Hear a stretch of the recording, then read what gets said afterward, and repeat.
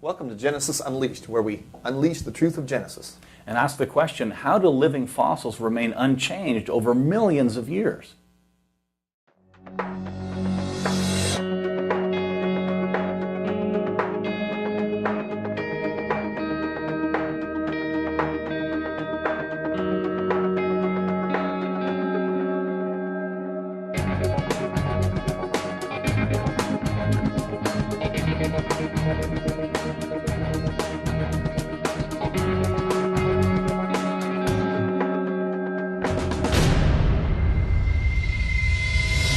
Welcome to Genesis Unleashed. We are on question 10 of the 15 Questions for Evolutionists flyer.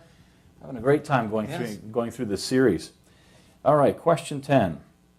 How do living things remain unchanged over supposed hundreds of millions of years if evolution has changed worms into humans in the same time frame?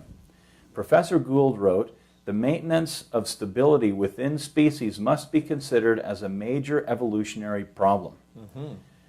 Living fossils. Living fossils. And there's a web link there. Yeah, you can see it on the screen there, creation.com/living fossils, and get more information there about fossils that are living. Kind of a strange term. When are fossils living?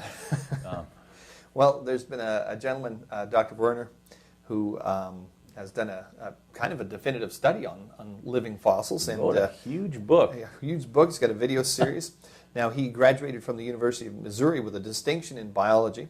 He received his doctoral degree in medicine at the age of 23 and practices emergency medicine in St. Louis. And he actually defines what living fossils are for people. And that is this: living fossils are fossilized animals and plants that look similar to modern organisms. And he says, I became interested in living fossils as a tool to test evolution. And so, yeah, he's got a great book and a great video series on that. Okay, and he said this. He says, living fossils provided me with a simple way to test evolution. If evolution did not occur, animals did not change significantly over time, and if all of the animals and plants were created at one time and lived together, humans, dinosaurs, oak trees, roses, cats, wolves, etc., then one should be able to find fossils of at least some modern animals and modern plants alongside dinosaurs in the rock layers. Right. Now that's sure to get the attention of some people. I mean, wait a minute. Humans, dinosaurs, and things like mammals, and that's not, if you go to a museum, that's not what you see in the museum displays, is it? Right. Now, he did a definitive work here. He traveled over 100,000 miles and took 60,000 photographs. If you see his book, it's spectacular. One of those great coffee table books, you know. And he filmed a television series, Evolution: The Grand Experiment. And what he did is he focused on fossils that have been found in dinosaur-layered rocks. So he didn't want anybody to criticize him and say, you know, well, here's his quote. He says, "We looked at only fossils found in the dinosaur dig sites so that scientists who support evolution could not suggest that the fossils we looked at were not old. All the fossils we used for comparison were found in dinosaur rock layers, Triassic, Jurassic, and Cretaceous." So this way, nobody could argue with him and say, well, no, what you're finding really, you know, that must have been from a different era or something like that. So he went to the rock layers that have been labeled by evolutionists as dinosaur age rock, Mesozoic rock. Right. Yeah. So very quickly here, we're just going to go through briefly some of the things that Dr. Werner's found. He found fossilized examples of every major invertebrate animal phylum living today, including arthropods like insects, crustaceans, etc., shellfish, starfish, corals, sponges, worms, earthworms, and marine worms, all sorts of interesting things like that. Yeah, he's found modern fish, amphibians, and reptiles, cartilaginous fish, sharks and rays, bony fish such as sturgeon, paddlefish, salmon, herring, flounder, and bowfin, and jawless fish like the hagfish and lamprey have been found in dinosaur layers, and they look the same as modern forms. That's right. He's found modern frogs, salamanders have been found in dinosaur dig sites. All of today's reptile groups have been found in the dinosaur layers, and they look the same or similar to modern forms. So he's found snakes like boa constrictors, lizards, ground lizards, gliding lizards, turtles, box turtles, and soft-shelled turtles, things like alligators and crocodiles, etc. And they look like their modern counterparts. I mean, we would consider them modern in the sense that they're the same kind anyway. But yes, for an evolutionist, you wouldn't expect that they would look so much the same, right? Right, right. Contrary to popular belief, he says, modern types of birds have been found, including parrots, owls, penguins, ducks, loons, albatross, cormorants, sandpipers, avocates, I don't even know what that is, etc. When scientists who support evolution disclose this information during our TV interviews, it appears that they could hardly believe what they were saying on camera. That's right. Even for when evolutionists find out, I've seen this happen many times at my presentations when I do a talk on dinosaurs, and I say, look what they found with the dinosaurs. You can see people like, wait a sec, I never heard that before. And even evolutionists themselves, are kind of surprised. So they've also found many mammals. Many people, saw that graduated chart that you were taught about evolution. That only these creatures lived here, then these creatures. But look at what's happening here now. Mammals aren't generally considered in displays with dinosaurs. Well, not at all.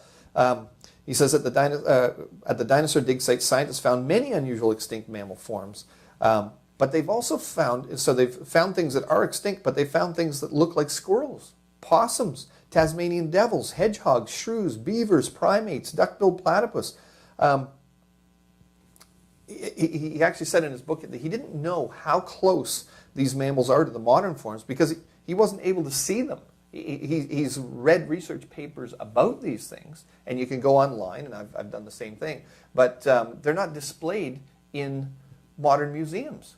Okay, so they only make it as far as the research papers by evolutionary paleontologists, obviously, who dig these things up. Right. And they never get to the public arena. Well, that's a kind of a strange thing, seeing Interesting. how many have been found. Right? Elsewhere he says this, few are aware of the great number of mammal species found with dinosaurs. Paleontologists have found 432 mammal species in the dinosaur layers. Almost as many as the number of dinosaur species. That's amazing. These include nearly 100 complete mammal skeletons. But where are these fossils? He visited 60 museums, but didn't see a single complete mammal skeleton from the dinosaur layers displayed at any of the museums. Right. So they found them. They found them in dinosaur layers. They should be on display in museums because if you're going to a museum and they're showing you that, okay, this is what lived at this time. This is what the land was like and what was living at the time. How come they don't show the mammals? It's very, very curious. We could do that. Have a velociraptor chewing on a little furry bunny rabbit or something. Or a duck or something. Or a duck. And by the way, just people think of the animals that are moving around, but plants, not just the animals. In the dinosaur rock layers, he found fossils from every major plant division living today, including flowering plants, ginkgos, cone trees, moss, vascular mosses, ferns, fossil sequoias, magnolias, dogwoods, poplars, ferns, horsetails. They've all been found at dinosaur dig sites. I know when you go to the Tyrrell Museum today in Alberta, in Canada, a world-class dinosaur museum, and you walk in, and one of the first displays, of course, you walk into the main area, and there's this family of tyrannosaurs, and they're in a pine forest. And I remember seeing that because I was there twice, and the first time they didn't have that exhibit. And when I saw the exhibit, that was one of the first things I said, oh, wow, they're in a pine forest now. So they're recognizing, because when I was growing up, you always pictured it in some jungle or some land before time. We had an article in our Creation magazine a few years back on grasses. There have been the digested remains of grasses, about 5 different types of grasses found in the fossilized dinosaur dung. Coprolite it's called. Yeah. And there was grasses. I mean, and why we did that episode is because at one time evolution said, well, there was no grass around at the time. What would betide any illustrator that would have that would have dinosaurs walking around on grassy plains? But grasses were around at the time of the dinosaur. That's right. All right. Carl relates how evolutionary scientists give fossils different genus and species names from living forms, creating the illusion of evolution. Let me give you an example, he says. A scientist found a fossil sea urchin in Cretaceous rock that looks nearly identical to the modern purple heart sea urchin, but assigned it a completely new genus. If you saw that creature alive in the ocean, you would recognize it as a purple heart sea urchin. The different names suggest that sea urchins have changed over time, but this is contrived evidence for evolution. The fossil looks the same as the living one. Right, so you've got the fossil one is a holister, and the new the modern one is a spatangus. So if you were to look it up in a book, it would, wow, these are two different things because they've got two different names. But when you just look at the pictures that were on the screen there, it's the same thing. Yeah. It's a fictitious change. Okay, so let's get to the answers that we did receive from evolutionists challenging this. And answer number 1 was this. When creatures find no need to adapt to changing circumstances, they just don't change. Okay, so evolution then is meant to explain how animals change and how they don't change.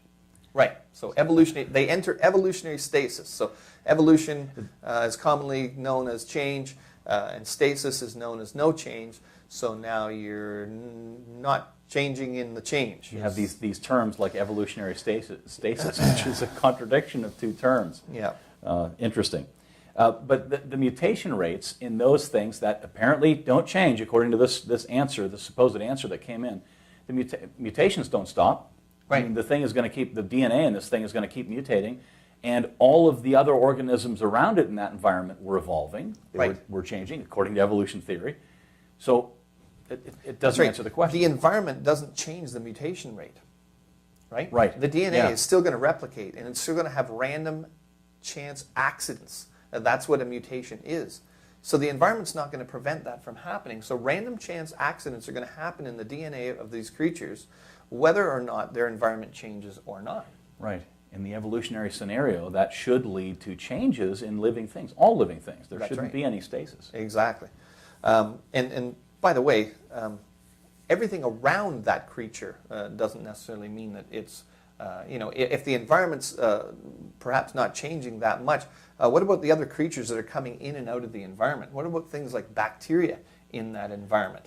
I mean, this is really not a very good argument because evolutionists say that there were vast changes in environments over the millions of years. So to assign any one area on the planet an environment that just simply does not change so that the creatures in that area did not change. And then mutations somehow stop producing any change. Yes. And it's not a very good answer. Yeah, that's right. We had another answer come in. Answer number 2, worms didn't change into humans. We still have worms today. Rather, worms and humans have a common ancestor if you go back far enough. You're laughing already. Yeah, because who cares? That's not an answer to the question that we posed, which was, why are there... why do they stay the same? Why do we have living fossils? Right. Why do we have that term, living fossil? As a matter of fact, now, I guess to answer the question, there is an article on our website where some evolutionists actually say that we came from worms, by the way. So leading evolutionists are saying we came from worms, and you can check that out, creation.com/evolution-in-action-or-evolution-inaction. Okay, but it's really nice and short. But it's not an answer anyway. Even if evolutionists said, okay, no, there was a common, you haven't answered the question. No, it's unrelated. So these are pretty poor responses to this particular challenge to the evolutionists. Why do we find living fossils? Why do we find things alive today that are represented in the fossils and the fossils of these that are identical to these things living today are supposedly, in some cases, hundreds of millions of years old? Right. There's lots more information on creation.com. There's now over 8,500 articles. That's not a verbal typo. Yeah. 8,500. There's lots of information on creation.com. And you can certainly look up the other 15 questions. We will have videos coming out shortly on the remaining questions as well.